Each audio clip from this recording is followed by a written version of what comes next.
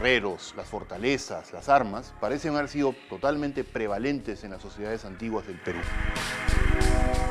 Sin embargo, los datos arqueológicos son un poco contradictorios, puesto que vemos igualmente evidencias de violencia y de guerra como de paz y de prosperidad.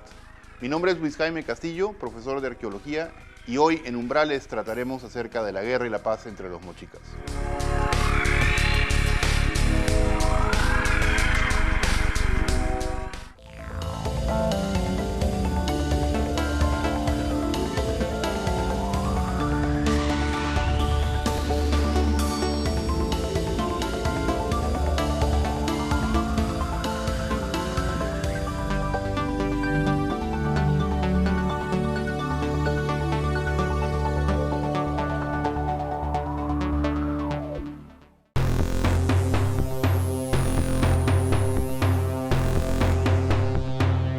Estamos en el Museo de las Tumbas Reales de Zipán. Hace 25 años, Walter Alba y un equipo de arqueólogos peruanos descubrieron la tumba del señor de Zipán y posteriormente la tumba del viejo señor de Zipán. Además de maravillarnos de lo que se encontró ahí, cuando vemos las representaciones que aparecen en los objetos hallados en estas tumbas y los objetos mismos, nos damos cuenta de que el tema recurrente es el de la guerra. La guerra, el sacrificio, la presentación de la sangre de los guerreros, ¿no? Las armas, los implementos y los atuendos militares son lo más característico y lo que más se relacionan con el señor de Zipán, pero no solamente con él, sino prácticamente con todas las tumbas importantes que hemos hallado a lo largo del tiempo. ¿Fue la guerra algo realmente importante en estas sociedades? ¿Fue lo que los caracterizó? ¿Podemos hablar de sociedades guerreras habitando en la costa y en la sierra del Perú en la antigüedad? ¿O esta es una ficción que hemos construido los arqueólogos tratando de darle más énfasis a ciertas cosas que a otras?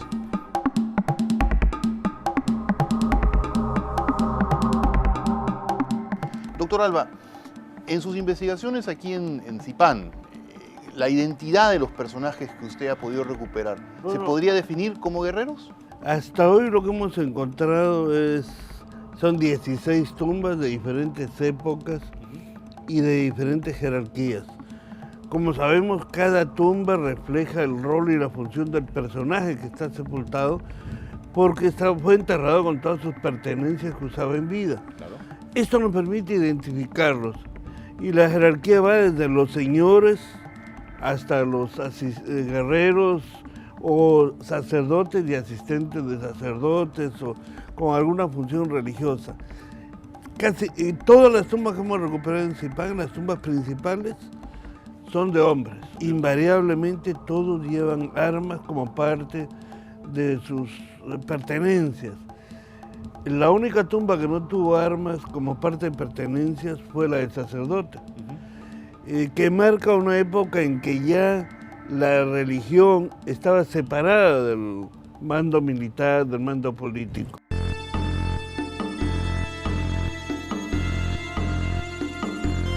Ahora, pero su nariguera, esa mitad de nariguera, tiene un guerrero. Armas, ¿no? Tiene armas y un guerrero. Y hay también un emblema militar, pero no todo lo que signifique arma indica combate. Claro.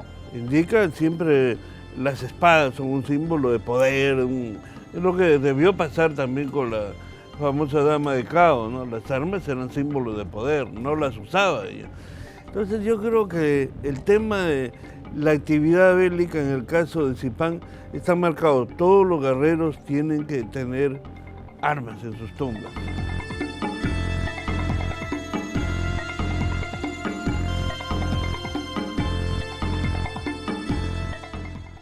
Aquí lo que resulta interesante es el hecho de que estos personajes los podemos ligar directamente con las imágenes de la iconografía. Esa es probablemente la más importante contribución que ha permitido ligar los estudios del arte mochico, de la iconografía mochica, con, ¿no?, los datos arqueológicos, ha sido esta ligazón de las dos cosas. Claro, definitivamente Zipán abrió un mundo porque al establecer una relación directa entre lo que aparece en la iconografía y lo que estábamos encontrando en las tumbas, los ornamentos, etc. Entonces, las armas que aparecen son armas reales de combate, no son en muchos casos armas emblemáticas. Hay algunas que son puramente emblemáticas, pero otras serán armas de combate.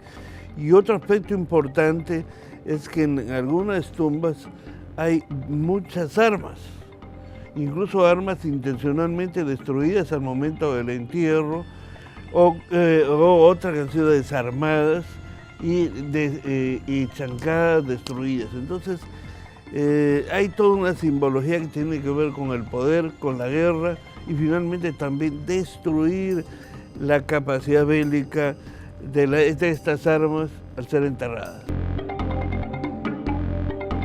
Lo que se narra en las imágenes y las correspondencias que tenemos en las vestimentas y las armaduras nos hablan básicamente de una ceremonia de orden marcial, ¿no es cierto?, que gira en torno a la captura y el sacrificio de los prisioneros. ¿Usted cree que además estas mismas armas y estos mismos atuendos eran los atuendos militares en caso de una guerra real que los mochicas pudieran haber tenido? Sí, yo creo que algunas de esas armas eran atuendos y fueron usados en algún momento en algunos combates, pero yo creo que todo eran combates rituales en su gran mayoría, ¿no? Era también señal de estatus tener armas, ¿no?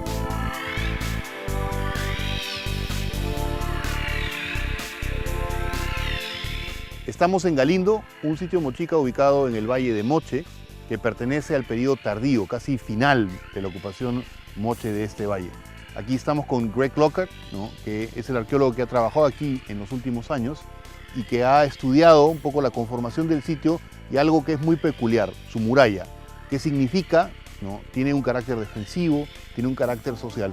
Vamos a conversar con Greg para ver qué cosa es lo que nos dice de la investigación que él ha conducido aquí en Galindo. Greg, ¿este sitio fue ocupado más o menos en qué época? Antes, la gente pensaba que este sitio fue después de la Huaca de la Luna, pero ahora sabemos por fechas vericopónicas que el sitio fue ocupado más o menos al mismo tiempo de la época final de la Huaca de la Luna. Que es más o menos entre los años Es más o menos 600 al 800. 700 y 705 más o menos. Muy bien. Y por otro lado, la Huaca de la Luna tiene estos huacos que hemos visto que son decorados con escenas súper complejas, ¿no es cierto?, de guerreros, etc.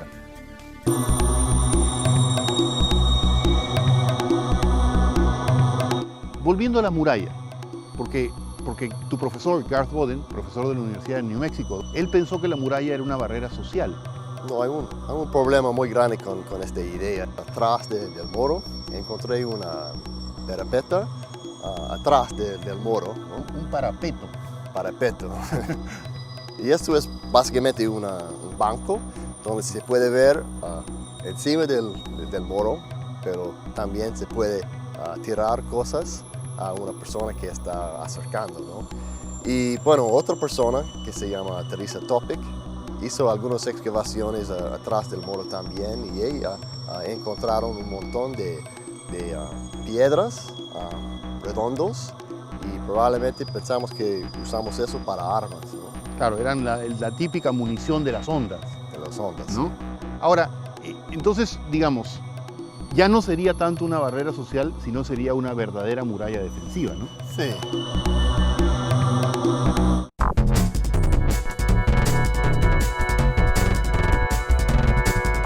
Todas las culturas antiguas tenían prácticas de combate establecidas, como también había lo que podemos llamar, los mochicas tenían un arma de reglamento, si cabe el término actual, Claro. que era la porra.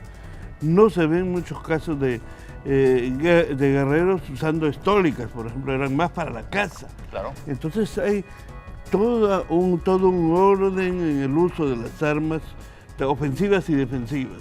Ahora, pero cuando vamos a los sitios arqueológicos y vamos a visitar varios de ellos, como Galindo, ¿no es cierto?, o Cerro Chepén, o San Ildefonso, vemos murallas y encima de las murallas vemos grandes acumulaciones de municiones, ¿no?, de ondas, por ejemplo, y presumimos que también habían lanzas que se podían lanzar desde la muralla. Es decir, en la guerra real uno no trata de enfrentarse cuerpo a cuerpo, trata de eliminar al enemigo a la distancia, ¿no es cierto?, para sufrir la menor posibilidad de bajas y de heridas.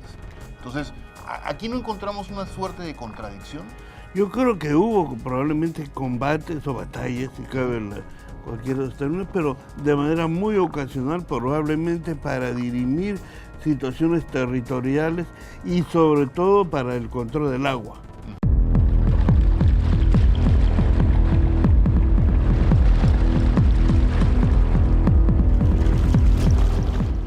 una sociedad hidráulica como los Moches el que controlaba el agua tenía el poder, Claro. definitivamente.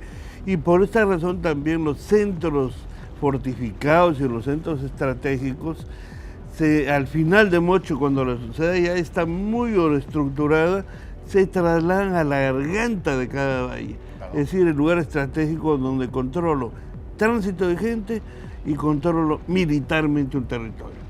Ahora, entonces, tenemos estas pequeñas contradicciones que evidentemente tenemos que ir conciliando. La otra es la biológica, ¿no es cierto? No tenemos muchas evidencias de heridas de guerra, ¿no?